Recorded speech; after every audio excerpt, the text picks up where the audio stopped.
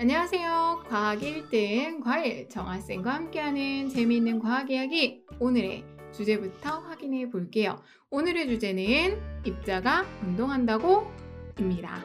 자, 여러분들 혹시 일상생활을 하면서 젖은 빨래가 마르거나 또는 빵이나 여러 가지 음식물들을요 놔두게 되면 바싹 말라서 딱딱해지는 거 경험해 본 적 있죠?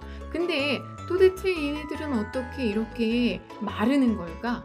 왜 물이 어디로 어떻게 사라지는 거지? 궁금해한 적 있죠?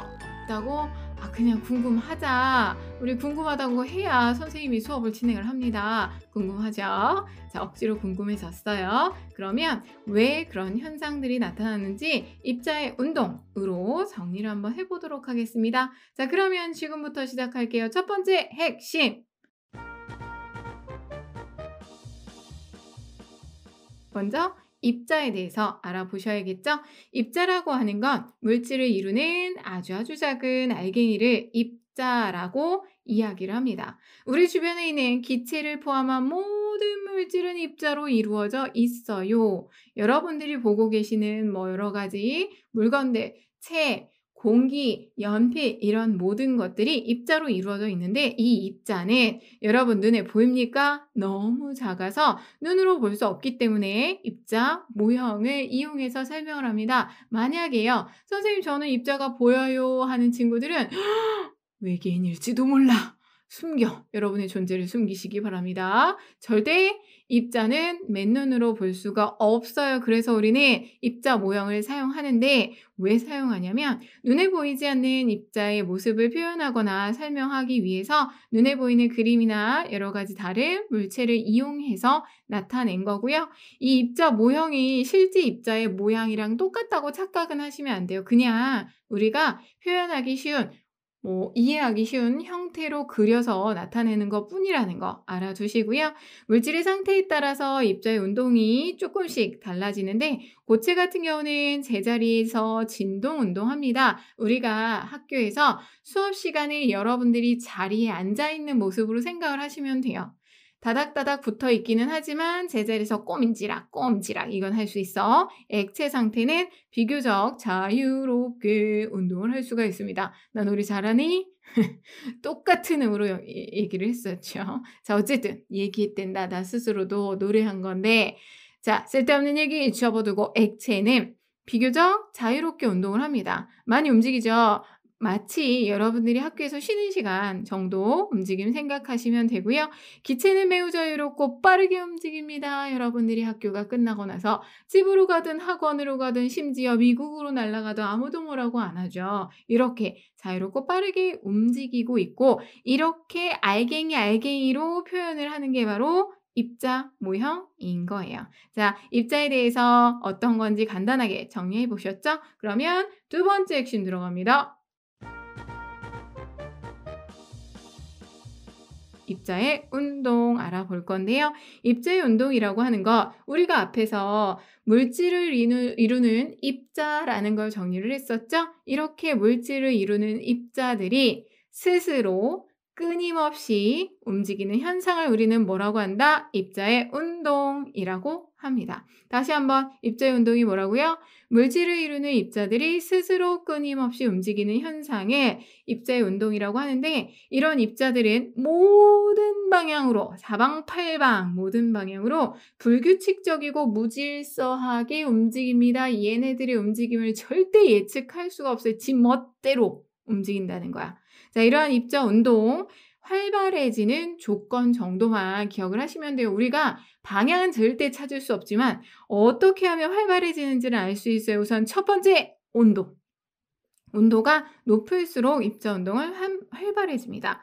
예를 들어서 0도씨의 물과 30도씨의 물과 60도씨의 물을 비교를 해보면 60도씨의 물에서 가장 입자 운동이 활발하고 30도씨 물, 0도씨 물 순서로 입자 운동이 나타나게 돼요. 그 다음 두 번째 입자 운동이 활발해지려면 입자의 질량이 작아야 합니다. 질량이 작은 암모니아 입자랑 질량이 큰 수소 입자랑 비교를 해보면 암모니아 입자가 더 빠르게 움직이더라. 탐구를 통해서 우리가 알아내거든요.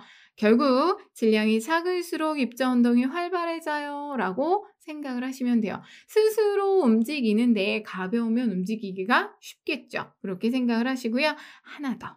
물질의 상태에 따라서 우리는 입자 운동이 다르다는 걸 알고 있는데요. 고체, 액체, 기체 중에서 언제 제일 빠를까? 생각해 봐. 입자와 입자 사이에 인력이 작은 기체일 때 가장 입자 운동이 빠르고요. 다음 액체, 그다음 고체 순서로 나타난다라고 생각을 하시면 돼요. 자, 그러면 정리를 해보면 입자 운동은 온도가 높을수록 입자 질량이 작을수록 활발하고 기체일 때 가장 빠르고요. 액체, 고체 순서입니다. 라고 정리를 하실 수가 있겠죠. 요거 문제로 무진장 잘 나오는 비교하는 값이니까 꼭 반드시 기억하십시오. 별표 땡뜨르땡땡땡. 자, 여러분들 선생님이 별표 땡뜨르땡땡땡 하면 머릿속으로 별을 막 그려가면서 '아, 이거 중요하구나.' 라고 생각하시면 돼요. 자, 이러한 입자 운동이요. 그냥 사람들이 입자가 운동해 어느 날 갑자기 딱 얘기를 한 게 아니라 주변의 여러 가지 현상들을 보면서 '아, 입자가 운동하는구나.'를 알았어요. 입자 운동의 증거. 증발과 확산입니다. 뭐라고요? 증발과 확산. 자, 그중에서 오늘은 선생님이랑 증발이라는 걸 같이 알아보도록 할게요. 세 번째 핵심, 증발입니다. 자, 증발이라고 하는 건 액체를 이루는 입자가 스스로 운동해서 액체 표면에서 기체로 변하는 현상을 우리는 증발이라고 얘기를 해요. 어디에서? 액체 표면에서 액체가 기체로 변해 날아가는 현상을 이야기하는데 이 증발을 공부할 때는 꼭 끓음이랑 같이 비교를 하더라, 그지? 그래서 오늘 처음 듣는 친구들은 모를 수도 있지만 증발 나오면 끓음을 꼭 비교하고요. 끓음을 공부할 때 반대로 증발을 같이 공부를 하기도 해요. 왜냐하면 왜 증발하고 끓음이 똑같이 액체가 기체로 변하는 현상이에요. 그런데 증발은 조금 아까 얘기한 것처럼 액체 표면에서만 액체가 기체로 기화가 일어나고요. 모든 온도에서 일어나요. 근데 끓음은 액체가 기체로 변하는 현상은 똑같아요. 그런데 액체 전체에서 일어납니다. 물 같은 경우 끓는 전 100도씨 이상이 되어야만 끓음이 나타날 수가 있어요. 차이가 있죠. 분명 액체가 기체로 변하는 것 자체, 현상 자체는 같지만 증발하고 끓음이 약간 차이가 있다는 거. 그래서 얘네 둘을 꼭 비교를 합니다.